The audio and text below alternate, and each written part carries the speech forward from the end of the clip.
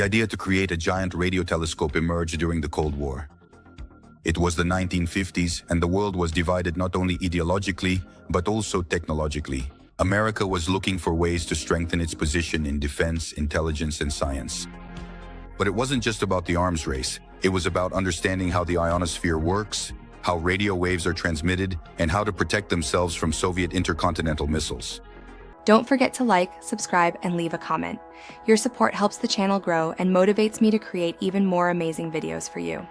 And somewhere between the lines of these objectives lay a question that has always haunted humanity. Are we alone in the universe?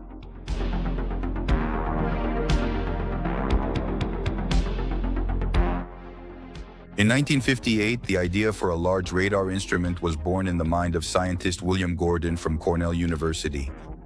At first, his interest was purely scientific, to study the ionosphere using radio waves reflected from the upper layers of the atmosphere. But the scale of this idea impressed even his colleagues, and even more so, the United States Department of Defense. They saw its potential, a facility capable of studying the atmosphere and tracking objects in space, monitoring missiles and satellites, and possibly even listening for signals from other stars. A true treasure in the battle for technological superiority. The site for this gigantic structure had to meet several criteria: a geologically stable region, proximity to the equator for better coverage of the celestial sphere, and a natural basin that could serve as a support for the 300-meter mirror. Such a place was found in the mountains near the town of Arecibo. Construction began in 1960 and lasted 3 years. What resulted was on the verge of science fiction: 30-meter towers supporting a steel mesh mirror with a diameter of 305 meters. In the center, a platform was suspended on cables, housing the receivers and transmitters. The antenna itself was not a mirror in the usual sense. It was a gigantic grid made of aluminum panels through which tropical downpours could pass, but which flawlessly reflected radio waves. To service the suspended platform, a movable dome was installed, allowing the direction of reception to be changed. The observatory officially opened on November 1, 1963.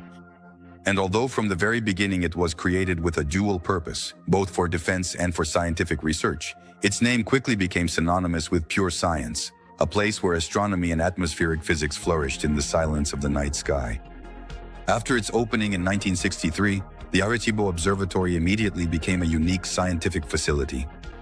Thanks to the enormous aperture of its main dish, it could receive faint signals from deep space, as well as transmit powerful radio waves. This made it possible to operate both as a passive telescope and as an active radar. One of the main areas of research was the study of the ionosphere, the layer of the atmosphere that reflects radio waves and affects communication and navigation. Data from Arecibo was used for forecasting solar activity, analyzing geomagnetic storms, and studying the properties of plasma. Another important area was radar mapping of planets. With the help of Arecibo, the first detailed radio images of the surface of Venus were created. Because of its opaque atmosphere, it was impossible to do this in the optical range. The observatory also helped to refine the rotation period of Mercury. It turned out that it rotates not once every 88 days, as previously thought, but once every 59 days. In 1974, Arecibo was used to transmit the famous Arecibo message, a radio signal directed toward the Hercules star cluster. This was an experiment designed to test whether it was possible to send a signal to extraterrestrial civilizations. The message consisted of 1,679 bits of information, visualizing simple data about humanity, the solar system, and the structure of DNA. Arecibo also studied pulsars, neutron stars that rotate at high speeds. Thanks to the telescope, a binary pulsar was discovered, which made it possible to test Einstein's general theory of relativity with high precision.